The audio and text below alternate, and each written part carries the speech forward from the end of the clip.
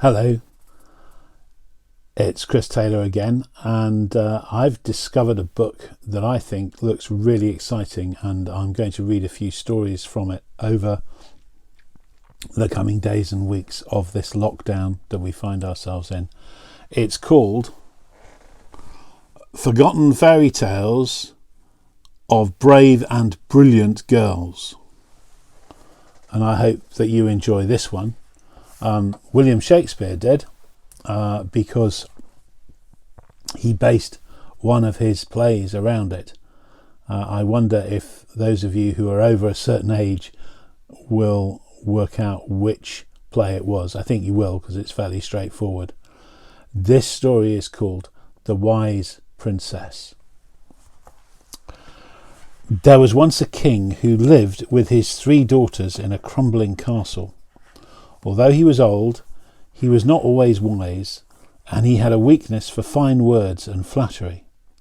One day, for want of any other amusements, he decided to set his daughters a test. "Tell me how much you love me, my dear daughters," he said, "and I will give you rewards to match your words." The eldest princess answered at once, "Dear father, I love you as much as the whole world," she announced proudly. The king was well pleased and gave her a necklace of emeralds as green as the lands that he ruled. Then the middle princess spoke up. "Dearest father, I love you as much as life itself," she said prettily. The king was delighted and gave her a necklace of rubies as red as heart's blood. Then it was the turn of the youngest, Greta. The king turned to her and smiled, expecting more glittering praise. He patted his pocket, where a necklace of starry diamonds awaited. Greta thought for a long time before she spoke. She wanted to be sure that she found exactly the right words. "My father," she said at last, "I love you as much as salt." The king forgot the necklace and stared at her in surprise. "Salt," he repeated, disbelieving. Greta returned his gaze undaunted. She knew she had spoken the truth. "Yes, salt." The king leaned forward. "Salt is for cooks, not kings," he warned, jabbing a finger in the air. "Speak again." Greta shook her head, tongue-tied by her father's reaction. Her silence made the king explode with anger. "You are not worthy to be a king's daughter," he thundered. "Get out and don't come back." Cheeks burning, Greta fled. She ran from the castle past fields and pastures and woods into the wild lands beyond. Salty tears stung her face. She ran until she could run no more, and then she sank down to rest. Beside her, rushes nodded and waved on the shores of a lake. Greta scooped up a handful of cool water and splashed her face. Then she looked around, wondering what to do next. She had never been so far from home alone before. "I can't go back. I must go on," she told herself, trying to feel brave. But where? A sudden gust of wind blew up, sending ripples racing across the lake. Greta shivered. Her fine silk gown was no protection against the weather. "Pooh, I wish I had a cloak," she thought, watching the rushes rustle and sway in the wind. That gave her an idea. She picked an armful of rush leaves and stems and set to work. Patiently, she braided and wove and braided until at last, as the sun sank, she finished and held up what she'd made. A long cloak with a stiff pointed hood made entirely of rushes. There she is, kneeling by the lake in her pointy hood and cloak.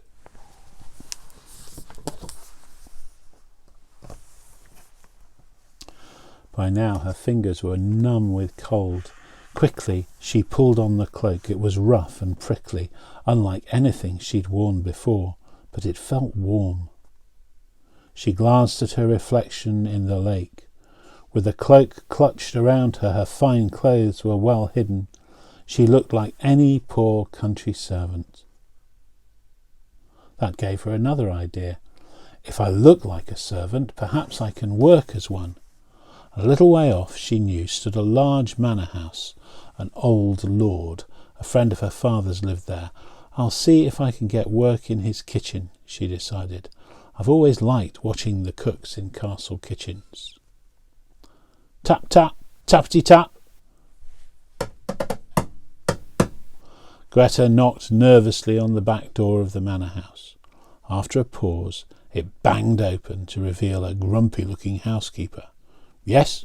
What do you want? She snapped frostily, ma'am. Please, ma'am, have you any work for a kitchen maid? Asked Greta politely. Well, said the housekeeper, hesitating to take on someone so peculiarly dressed. She stared at Greta's cloak and tutted. I suppose we do need someone to do the washing up, she admitted at last. She waved one hand at a huge mountain of greasy, grimy pots and pans, flanked by towers of gravy-stained plates teetering beside the sink. Greta's heart sank slightly, but she stepped inside, pushed up her sleeves, and set to work. She rubbed and scrubbed and scoured until the pots sparkled and her arms ached. Meanwhile, the housekeeper got on with the cooking. Unfortunately, she wasn't very good at it. Greta tried not to wince as she saw her drown delicate dishes in mustard, burn the bread and curdle the cream. I'm not even sure what that's supposed to be, she thought, as yet another unappetizing platter was carried past, followed by a whiff of rotten turnips. After the dinner, the Lord went straight to bed, looking faintly green. The next morning the Lord did not come down for breakfast. He's sick, said the servants. He says he doesn't want any food. The Lord did not come down for lunch either. Instead, the housekeeper sent up a tray of food. Ugh, thought Greta, catching a glimpse. Not surprisingly, the tray came back untouched. What shall we do? Sighed the housekeeper. He's too sick even to eat. Greta thought she might be able to help. Shyly she asked, Please, may I cook something? Please yourself, said the housekeeper with a shrug. I've tried everything I know. So Greta washed her hands, tied on an apron, and rummaged through the pantry for fresh ingredients. Then she began to slice, dice, simmer and stir. Before long, a new smell crept through the kitchen. The other servants sniffed appreciatively and smiled. Greta had made a mouth-watering broth. A servant carried a bowlful up to the Lord, and this time he did not refuse it. Delicious, he croaked. The Lord asked for another bowlful and another, and at last he began to get better.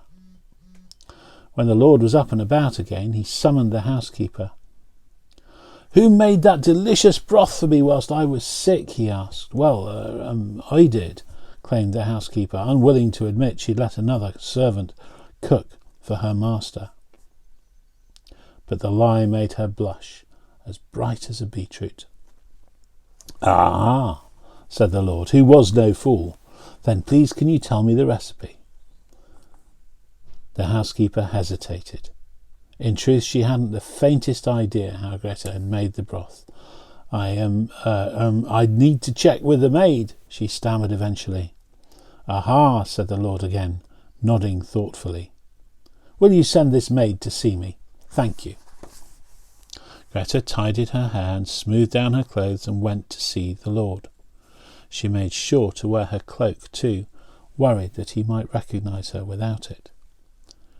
She found him sitting by the fire, looking almost his old self again.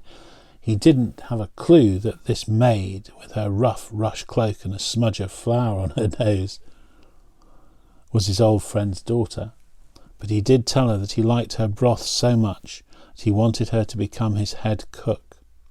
Greta's face lit up, and she agreed readily. "It'll be much nicer to cook instead of washing up all day," she thought to herself. "I just hope the housekeeper won't mind." To Greta's relief, when the housekeeper found out, she was pleased too. "Now I can concentrate on the housekeeping," she said with a sigh of relief. "I never liked cooking anyway." So Greta became a cook, and a very talented cook at that. With her in charge of the kitchen, whether it was breakfast, lunch or dinner, every dish was a delight, and everyone in the manor house grew plump and happy. Remember, this is a princess that's doing the cooking. The Lord was so impressed by it all that he decided to hold a banquet, something he hadn't done for years, probably didn't dare, in order for his friends to come and taste Greta's cooking too. "Guess what?" the housekeeper told Greta excitedly when she found out. "He even sent an invitation to the king himself, and the king has accepted." "The king?" Greta smiled a small, secret smile. "You know, that gives me an idea." On the day of the banquet, Greta rose before dawn. She sliced and seared and sizzled and stirred. She baked enormous golden pies and tiny buttery tarts. She simmered rich soups and stews. She built up tottering towers of cream cakes, studded with candied fruits and sugared flowers. She was determined that this would be a feast fit for a king. Every dish she made, she seasoned herself. "Bring me all the salt cellars," she told the startled housekeeper. "I don't want there to be any confusion. Everything today must be just right, especially the seasoning." Delicious smells wafted from the kitchen, whilst in the rest of the manor house servants scurried busily to and fro, polishing the silver, lighting candles, and setting the table in the great hall. Banners hung from the walls and goblets glittered, until at last everything was ready. There's Greta asking the housekeeper for all the salt cellars. A fanfare of trumpets announced the arrival of the king. Greta watched from the shadows like any poor servant, disguised in her cloak of rushes, as the Lord led the king to a chair at the very head of the table. The Lord clapped his hands together loudly, then called out in the silence, "Let the banquet begin!" The first dish was a steaming silver tureen of soup. A solemn-faced butler ladled out delicate bowlfuls and set the first one in front of the king. Carefully he lifted his spoon and took a single sip. Then he frowned and put the spoon down again. "How odd," he said. "It has no taste." The Lord tried his own bowl and shook his head. "Pass the salt," he demanded. But strangely, there was none on the table, and none to be found in the kitchen or the pantry or any of the storerooms either. "Never mind," snapped the Lord impatiently. "Hurry up and bring the next dish." 2 footmen stepped forward at once with another tureen, this time brimming with stew. The butler served it onto silver plates and again set the first one in front of the king. The king picked up his fork and took a nibble. Then he shook his head sadly. "This is just as tasteless." He sighed. The Lord tried it. "Ugh! What's going on? This needs salt as well."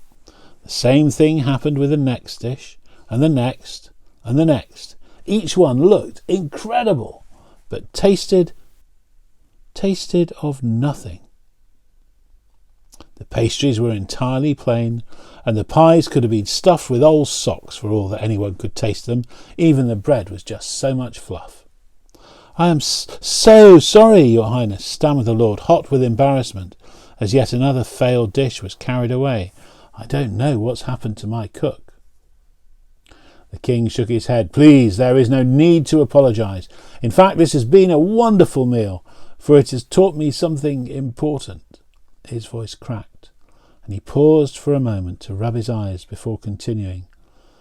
"I only wish my youngest daughter were here, so that I could tell her—" His voice trailed off, leaving the room in silence.